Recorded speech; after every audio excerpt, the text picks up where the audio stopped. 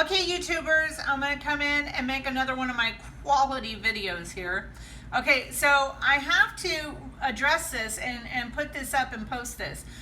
You don't usually see a lot of politics on my YouTube. However, Donald Trump is talking about something that is really close to my heart, close to a lot of Hebrew roots Christians' hearts, and that is 501c3. And he is actually bringing up something that you never hear come up in politics, and this is a big issue. 501c3 is a nonprofit tax exempt thing that you can get for churches, nonprofit organizations, and various different corporations and stuff. So this is 501c3.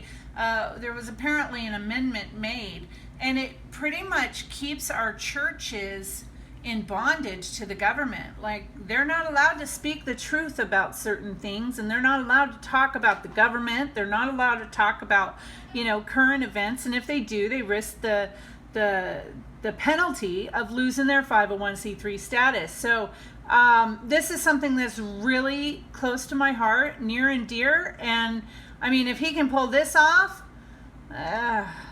this is very promising. I just gotta say. So anyways, here's his announcement, and I'll let you judge for yourself. Think about doing it. I fought very hard for it. We'll call it the Johnson Amendment, where he took away from the evangelicals. And I want to thank the evangelicals, because without the evangelicals, I could not have won this nomination. The evangelicals have been unbelievable. I dominated with the evangelicals. A lot of people were surprised. They say, he's not perfect. But you know what? They know I'm going to get the job done. And they're really smart. And I said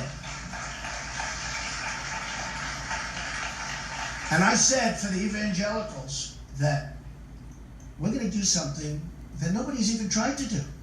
You have the Johnson Amendment passed by Lyndon Johnson and his group. And he was a powerful president. He knew how to get things done. He got bogged down in a war that was a disaster and it destroyed him. But he was a powerful president. And we call it the Johnson Amendment, where you are just absolutely shunned if you're evangelical. If you want to talk religion, you lose your tax-exempt status. We put into the platform, we're going to get rid of that horrible Johnson Amendment.